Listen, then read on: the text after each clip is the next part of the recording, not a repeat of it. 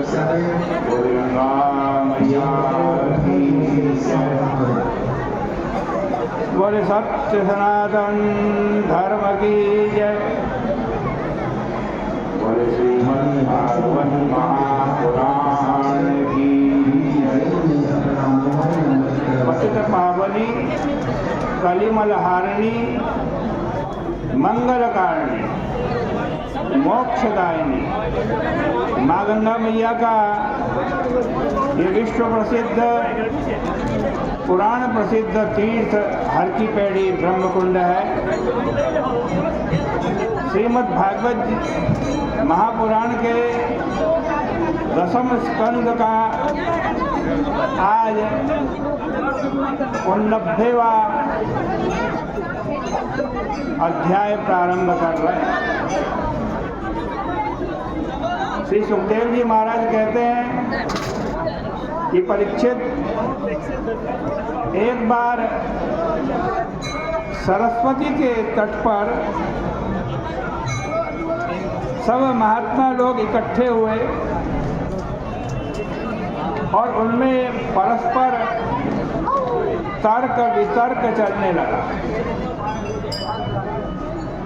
वे लोग इस ऊहापोह में उधेड़ बुन में लग गए कि ब्रह्मा, शिव और विष्णु इन तीनों देवताओं में कौन सबसे श्रेष्ठ है। महात्मा ने यह पता लगाने का काम भृगु जी को सौंपा, क्योंकि वे बड़े उग्र हैं, भून भून करके परीक्षा लेते हैं, इसीलिए उनको भृगु कहते हैं।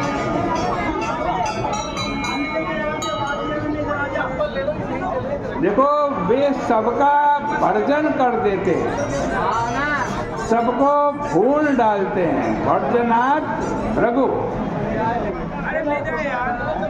अब भृगु जी सबसे पहले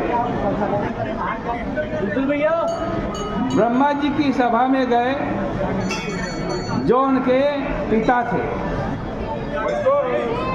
सभा में गए और अकड़ के खड़े रहे, ब्रह्मा जी को प्रणाम भी नहीं किया।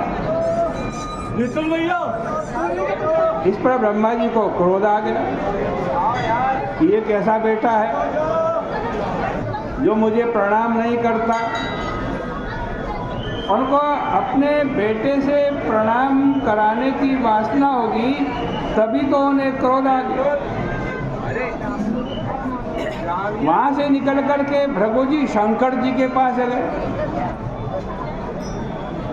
शंकर जी ने कहा कि आओ, मेरे भाई आए हैं और वे उनका आलिंगन करने के लिए आगे बढ़े, किंतु भृगु जी ने कह दिया, अरे तुम तो शमशान की धूल लगाते हो, भस्म लगाते हो, संध्या वंदन तथा अग्निहोत्र आदि नहीं करते हो और चले हो मुझे गले लगाने, मेरा आलिंगन करने। इस पर शंकर जी को आया क्रोध। उन्होंने त्रिशूल उठा लिया, किंतु गौरी ने आकर भृगु जी को बचा लिया। अब भृगु जी वैकुंठ में गए। मां विष्णु भगवान शयन कर रहे थे और लक्ष्मी जी उनके पांव दबा रही। भृगु जी ने अकारण ही विष्णु भगवान की छाती पर धम्म से लात मार दी। अब याद देखो, भृगु जी ने ब्रह्मा जी को केवल प्रणाम नहीं किया था, उनको क्रोध आ गया।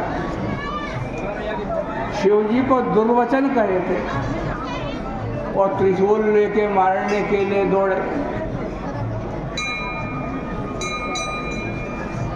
यदि भृगु जी अपराध नहीं करते तो ब्रह्मा जी और शिव जी उन पर क्रोध नहीं करते। किंतु यहाँ विष्णु भगवान की तो बात ही अलग है। प्रभु जी के लात मारने पर भी विष्णु जी उन पर क्रोध करना तो दूर रहा, जल्दी से अपनी सैया से उठे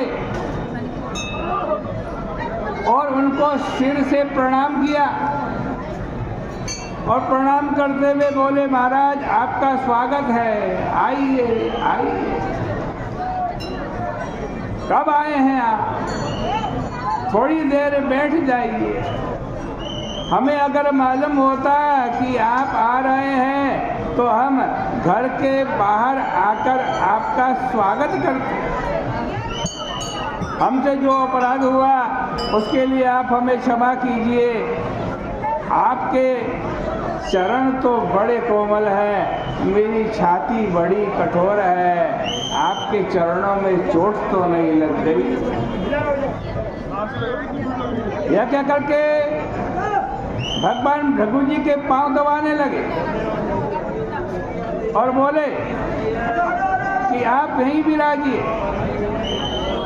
हमें अपना चरणामृत लेने दीजिए, उससे हमारा लोक पवित्र होगा। आपके चरणों का जल तो तीर्थों को भी तीर्थ बनाने वाला है। तीर्था नाम तीर्थकारिणा।